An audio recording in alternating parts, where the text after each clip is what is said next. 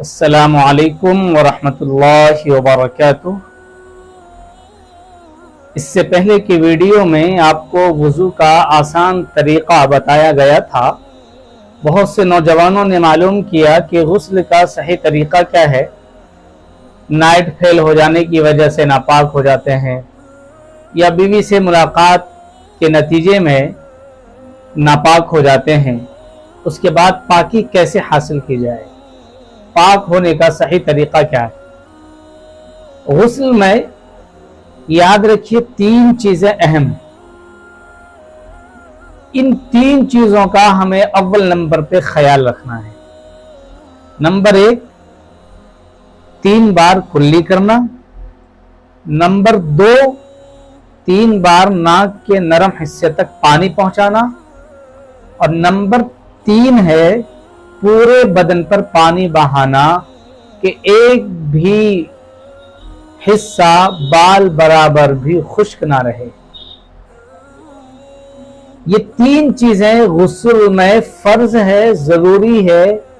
ان 3 چیزوں میں اگر کمی رہ گئی تو غسل نہیں ہوگا، انسان ناپاک رہے گا، اور جب ناپاک رہے گا تو پھر وضو نہیں تو نماز نہیں۔ کیونکہ وضو کا تحقق جبھی ہوتا ہے جب انسان پاک ہو، اور جب انسان پاک ہی نہیں تو وضو کیا کرے گا؟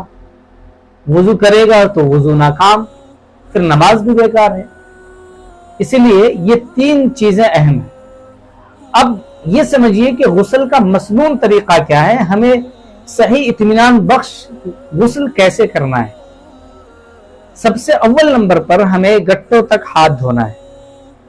یہاں تک گٹوں تک ہم ہاتھ دھوئیں، اور پھر اس کے بعد بدن کے جس مقام پر ناپاکی لگی ہوئی ہے، نجاست لگی ہوئی ہے، اس مقام کو اور اس حصے کو دھونا ہے۔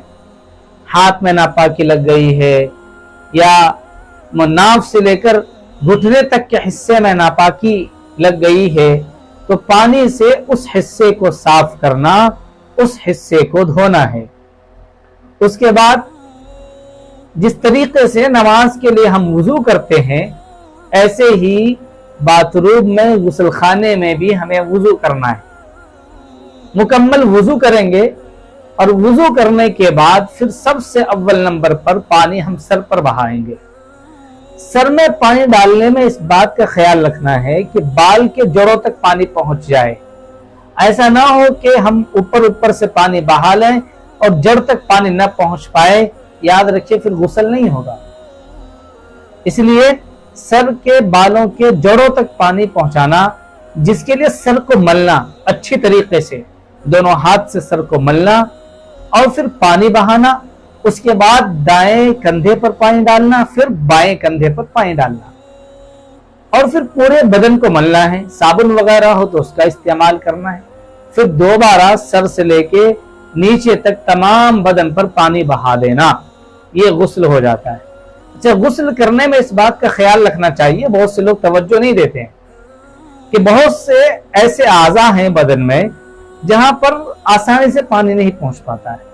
جیسے کان کا اندر کا جو حصہ ہے، یہ جو جھاڑیاں بنی ہوئی ہے کان میں، اس حصے کو انگلی کے ذریعے ملنا تاکہ پانی وہاں پہنچے۔ ناف ہے، ناف میں بھی انگلی ڈال کے اس کی خلال کرنا تاکہ پانی صحیح طریقے سے پہنچے۔ اسی طریقے سے رانوں کے بیچ کا حصہ ہے، شرمگاہ کا جو حصہ ہے اور ران ہے، اس کے بیچ کا جو حصہ ہے، کیونکہ دونوں حصہ ملے ہوئے ہونے کی وجہ سے بس اوقات پانی نہیں پہنچ پاتا ہے۔ اس لیے میرے بھائیوں، میری بہنوں، ہمیں اس کا خیال رکھنا ہے کہ ہمیں ران کے ملنے کی جگہ کو صحیح سے پانی پہنچانا ہے، صحیح سے دھونا ہے۔